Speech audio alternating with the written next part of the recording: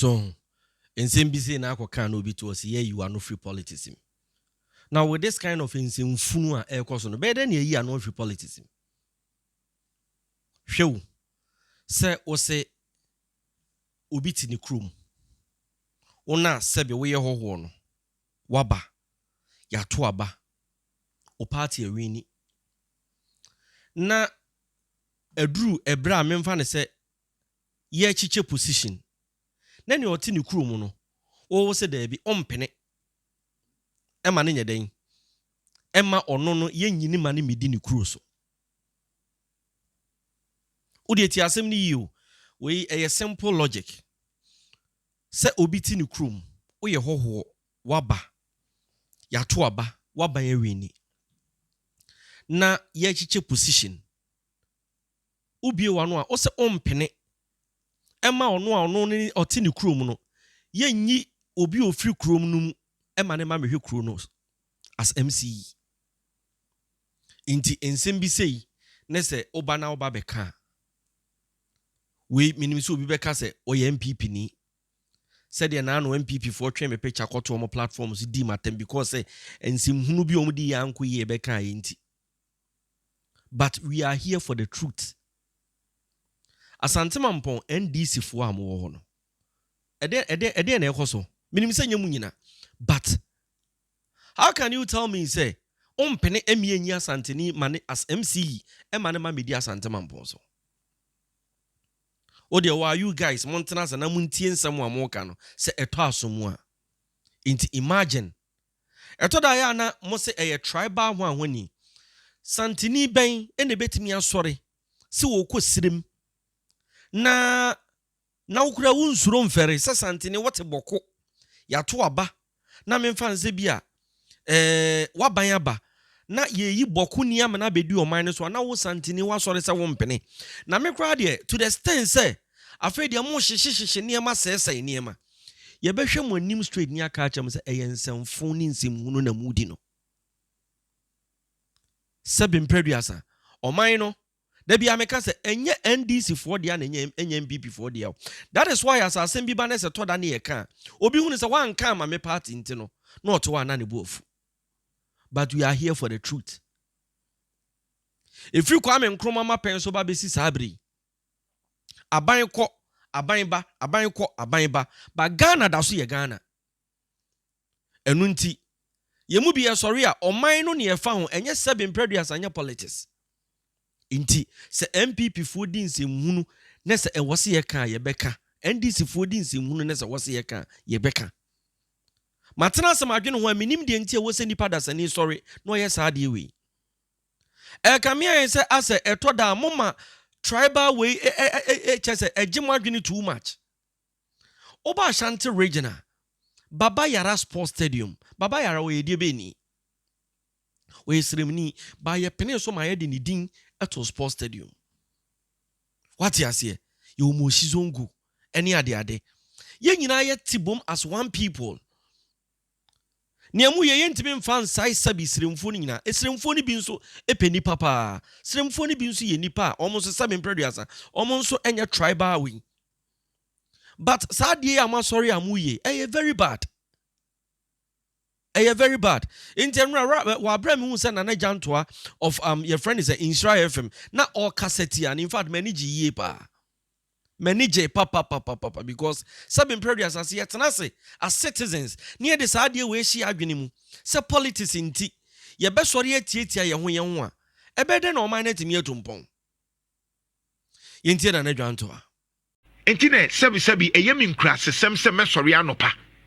Na Mampong Owa party o se wahye baby adan a ompese Asantini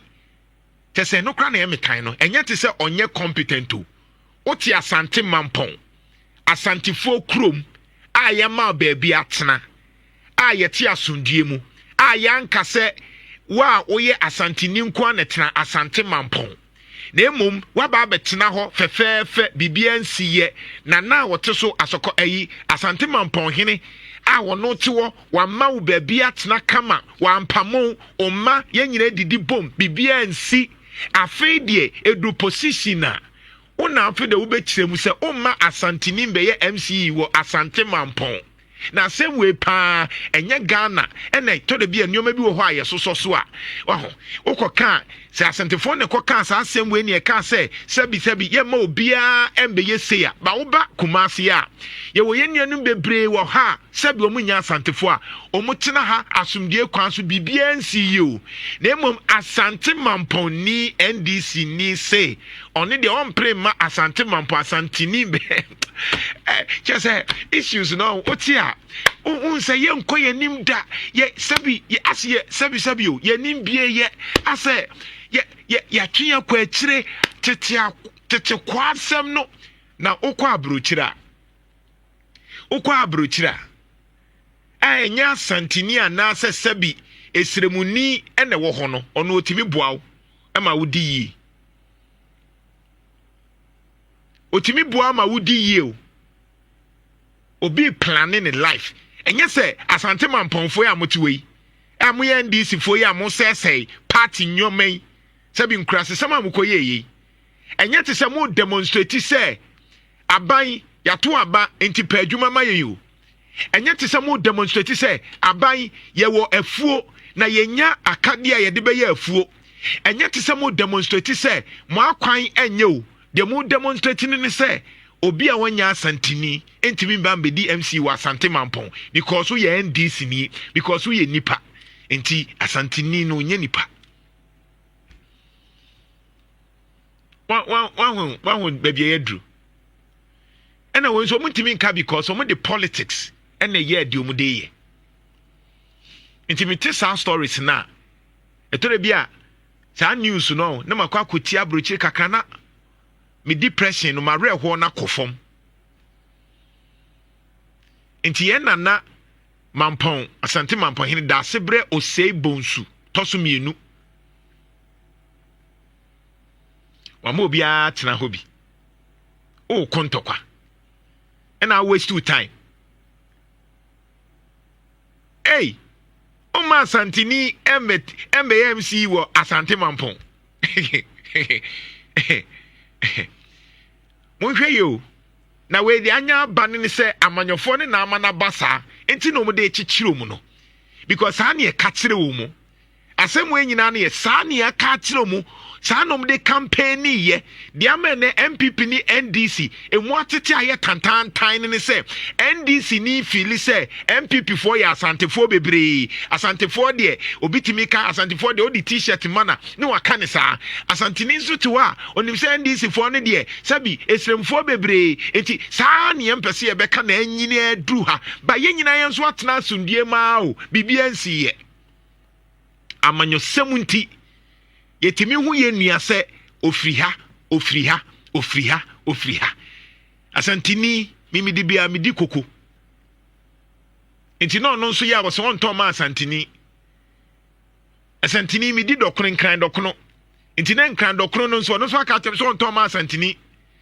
nso oye fufuo no aka che ne se fufuo no me to ma Asantefo e de nkra na ye pe wo kroma enti e de ani nte krobi so e plan o mu life krobi so e plan e kwan o mbefa so onte se se China for say e bi firi Gwanju China for nkwada wan ka se China for nkro mu firi Gwanju ana se Wunjin ana se hwan yo China for say akwada bia wodi 6 e wo China aha de oba ha ye kire se tisa Asanteni tisa Nzimani tisa Ngurani tisa sei Kojo ebefanie Nshiraya fan Mampong NDC for munya nkrasesem no so obi antimi nkanche mo ne mo party for ne ntimi nkanche de mo ye nya nkrasesem de mo ye nyina ye mo ye hwan obi na ebe bro ni dia ye be bro Ashanti regional minister dia oti Asante memo ya ka se memo dia o ye bold ye be bro dia onso so obehwe Kojo oba o mo ye se nyina ye Kojo oba de ono ye be bru de ye mpre no opa kwachi ni sesi abon se de nima ye mobo afi de no pa chaw minim de ekọ because mo no muti wanyina obi ani wa sabi owo sika bia wo fie because wo adwuma ye pa ye serious a onkogina se me kosese nioma me kosese party na opa te se Joma Hama de bia na onfa onko a encho onko na atoma Joma Hama mo NDC for mo ye sen mo amoteto a mo ye dede no o ka se John Mahama nkrofo nkwa na toma John Mahama aya mintimase munti politics ase John Mahama the same nkrofo mututi a John Mahama no san nkrofo ni bi na be kan ho ema mo because NDC ni MPP obi ani ho a owo 40% o mun nyina mo ye 40 42 ne 43 eye Ghana fo ni bi efri MPP no ma ba be kan NDC ho ebi fri CPP no ma ba be ka ho eduru ba bi na mu lusu a mo ba hu se nkrofo no mo to ma NDC ne no omo nyina be shift akọ party foforo bi ne ato enti memma wa adwen nya wa adwen se oye NDC ni a o numbers do so say because NDC traditional NDC for no mo numbers ayire so a 42 ne 43 MPP for ayire so a omo numbers 42 43 44 Ghana for aka no ene beka homa party bi wini entiment na ho enye sebi enyoma eni bienim wakɔhye party na wo wi abɛka akɔtena party wo se John Mahama eso de Asante ni bɛba ha bɛyɛ den wo yɛ hwan onto ma na agyaye na wo yɛ hwan nti wo onkwa na atoma no ya so party for ene yempre ne den Otoma John Mahama say oba be control John Mahama. Party for no. Motoma John Mahama say mo party say John Mahama say be onim nyansa. Enti mo na mo be kire e kwan ya John Mahama. Enti yemfa obi a mo pe na oba matimi manipulate no.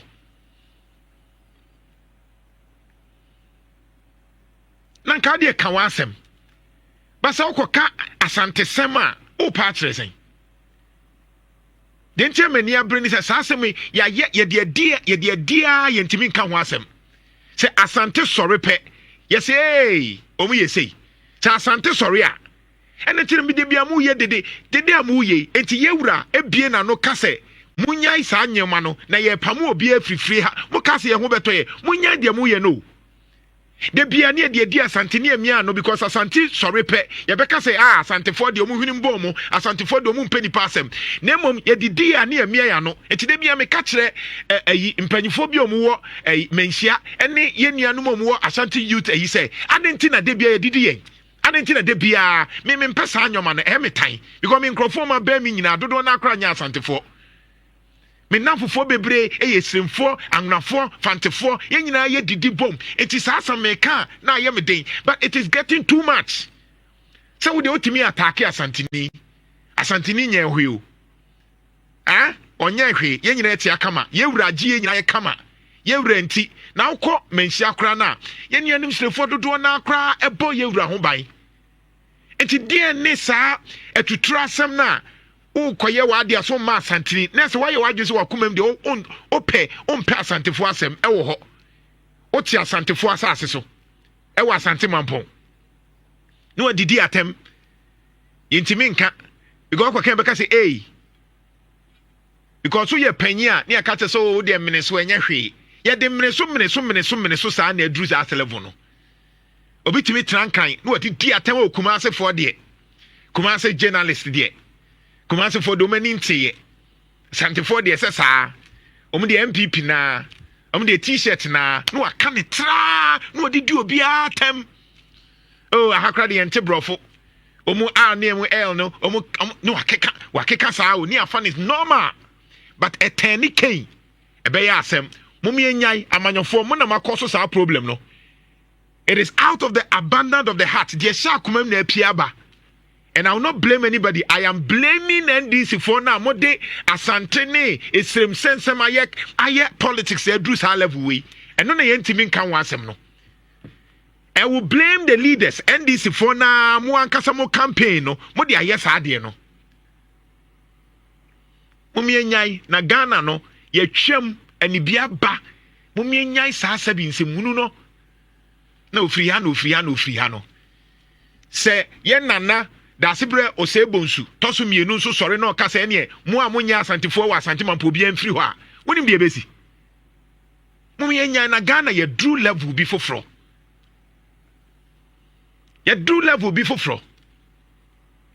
opa kosrem na kɔhwɛ ko baby bebre wɔ hɔ a you will not even find an Asante name over there enya nyoma ni nya na ebetumi aka but any kwan say drew sa level na asa de bia ni ye ya ni amia ya no yewura na akyekere ya no ompe basabasa eni chinsem ne ba no matia so woni manhia na nanom hawo mu batubo nso mu so mu na ye mpanyifo nto mpeso mmekasa because Asante gi boom kromo bi antimi ntena hawo de bia me kasa asem no enioma bebre wo ho a enye amanyofo de MPP NDC akowura Asante ne ho ahwema e create a lot of unnecessary tension. Imagine say Asantini ne bie na no say hey yempe obi a wanya Asantini a anka krom ha bibie besi no enya agro na no yewra Sam George of course no di agro or di agro de ba otimika o mi hu say abrante kabrofo kama no person ohwese o ya Asantini ana because no person ohwese bia ne R ne L no say obebuma na say eno kan ne esre once ya mfanya hwe ba de ma ne ntene ne enko ka bibi ntie obi foforo obeti kroma mumie nyai na ne Asantefo ware esimfo ware Asantefo ene sa nyoma na twam Infantefo ware Asantefo ye nyina sa na tie a mix enya ni bie so bia de tribal ebe politics. Oh yeah, come on Isra 104.5 na announce eba ware nso ne mpratwe de a ye tribe ne mamu na unze no nso de wa study a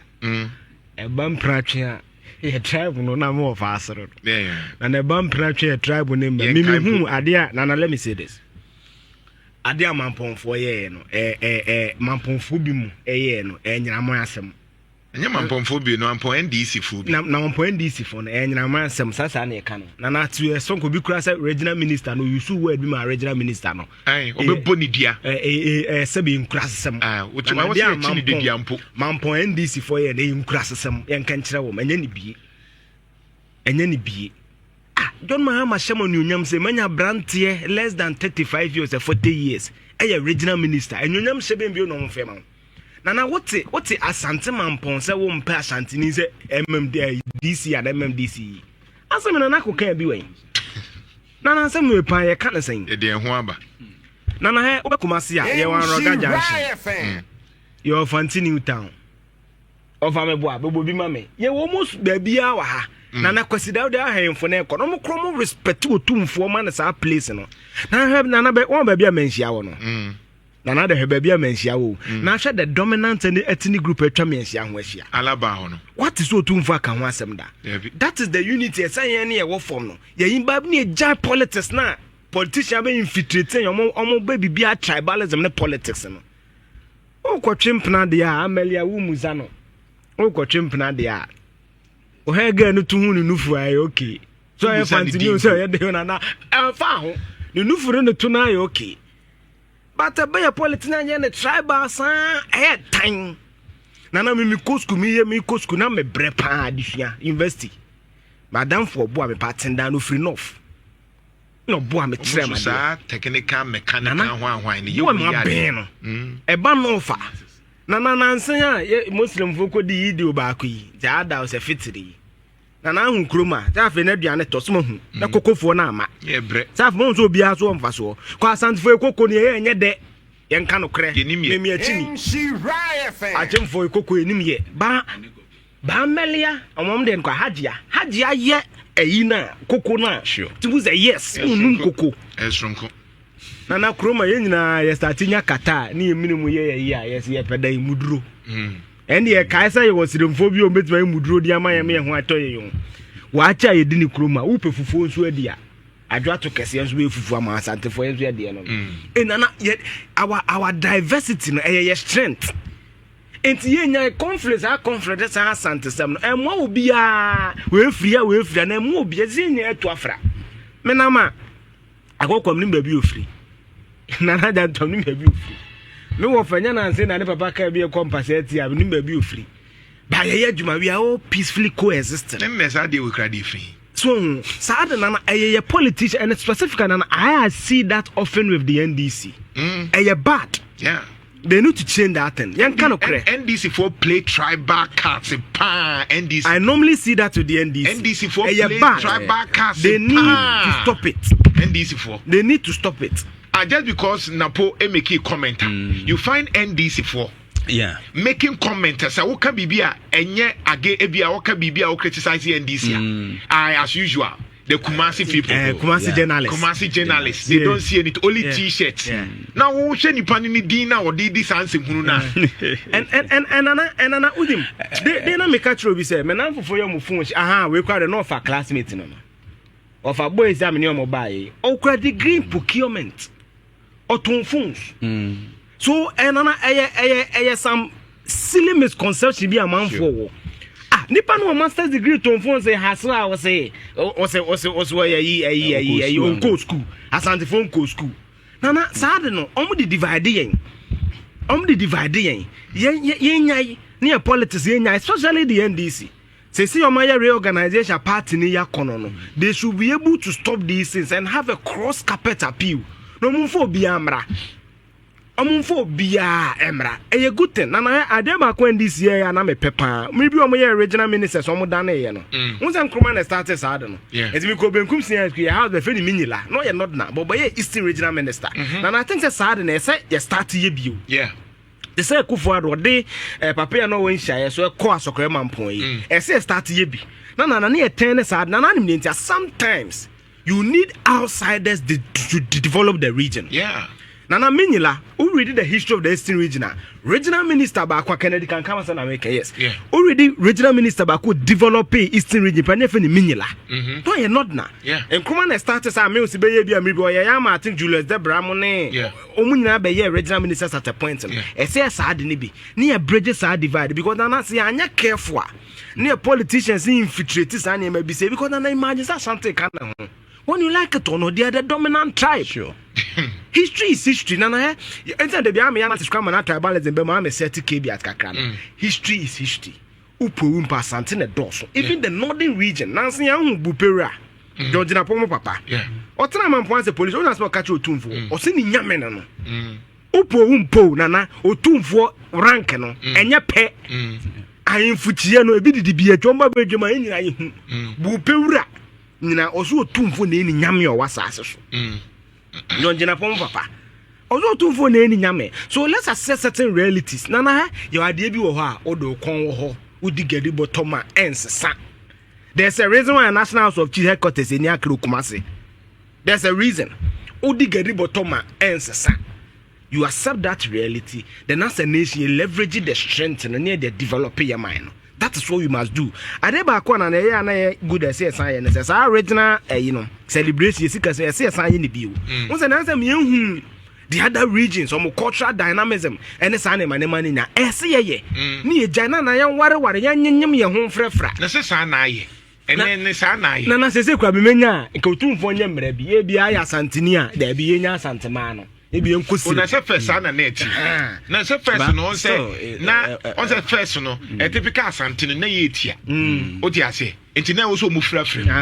enti wo hu Asantini a o wa kakra na hu say na se for na wo dey freeze moja bi frem na moja bi frem we trace na na say ko father go na me ya otumfo nye ke ya nware say na mu de mafrem munya kokwa mu mafrem ya ye ba no ko munye ke na me bi afa Asantini ba ko afa srem ni ba ko aka ho na ewom na nke de na mu no say sa netie yenya de sa polygamy na there be sa netie na say typical Asante the polygamy is accepted yes and mra ho tradition it's a tradition what do I say for me near wa ha ye wo baba yara sure emre bi omo de ohene jan eto Accra Sports Field omo ampre nkranfo ampre o ohene jan omo de to Accra omo ampre but I ye wo baba yara and everything is okay nana unsa Accra Sports Field unso manche Unza crowds on Hijan or Manchian, the Bayaka by Kumasa still Baba Yarada so. That tells you that the Santas are welcoming. And I'm for Bromdom says Santini. So I said they are welcoming. Tribalism, typically the NDC are sentenced the warm and they need to stop it. Oh, Baby Beer and they said, Obebo, you are threatening. I can't what's your channel. Obebo regional minister, you are threatening. Massa. akwa no mon koso anu kra o ma che police fo e wa ho no asante mampon ho no aso ma che ano mun chi obi aselo mun chi obi a enro ma anya arrest bia na in fact me hu ye de ekoso na me nwanwa sanse me di kanya videos ni bi a day before mo be shishija no na a press conference na omo ye just a normal press conference omo ye in fact me nya videos ni bi na me ti omo concerns na me bisa say like what is actually happening. Because Benasco, guy you do manim communication officer or do many minim pa no me senior e school.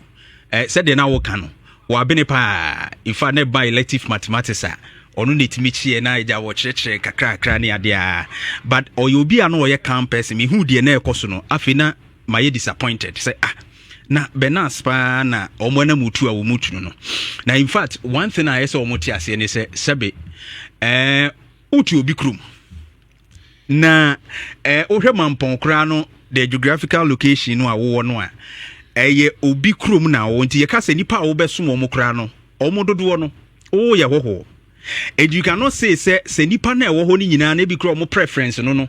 e na wakoka a kire mampani se we ni e pe no a obeka se me de mempe no ana se me sorry etia me omo kam won nsem na uti mu a they were saying say chairman Kamel ebinumu abre and then omo sum party na che na enu nti etwa se eduru omo so aso omo nya wo hwe din miensa na omo ka ho asem na the people omo che wo party mo abre but the president of the republic knows nipa obetumi aye adwuma ni ye ana nipa obetumi asum party ni ye ana nipa ode ne ba empumtu beba what he is looking at is ni ode ne ba ebeboa. Na ejasheshe ni adeneme I was disappointed in the police say obi atimi akofa motorbike e de fuel abegu ade so ahija wo kwam me hu police officers ni bi wo inspectors ni bi anom na ye ntimi anye single arrest na ye ntimi anchi nipa ba akokra.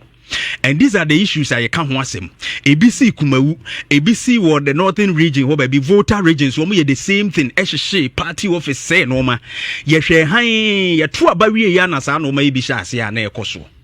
Yetu yenu mtu kawa. And you see baby a ekono. SMPN40 o mani hwe ne ma bambosem ne ye adwuma because we na security threat o ye be kano sa metie security analyst bi na o ka sansensem we say political violence ni ade ye ne nketinketi se ya na hya se obunsa kodum pempenso afi wugya na enyeyi. And I believe say they should take these tribal issues out of the context cry. If it's a party matter, it's a party matter. But say ombeka so ma mamponi a we Asante ni ma mediso de that is wrong. Untimi nkanesa na wo no a wo kasa no oni mampon adehye na omo more than 70 to 80% and 90% of the population e wo ho no ono omo kokasa na Asante ni omo kasa na wo ne omo kokasa ho na beti ho de ne beti ne mo what the meje nipa no on na wo dodo nim. Enti se wo kogina wona so wo kasa wa wo ye hoho no woni nipa edom a uti krom wo krom wo fo no kasa woni no no hwan ne ebetie no kane ana se hwan de ne ebetie enti eso mo ti no ma bi ase no ma bi a basic year ese wo ti ase ese mampani de opet no de ne beba e na yen kan hunu se appointments no so aya no mo ye no they do some consultations underground o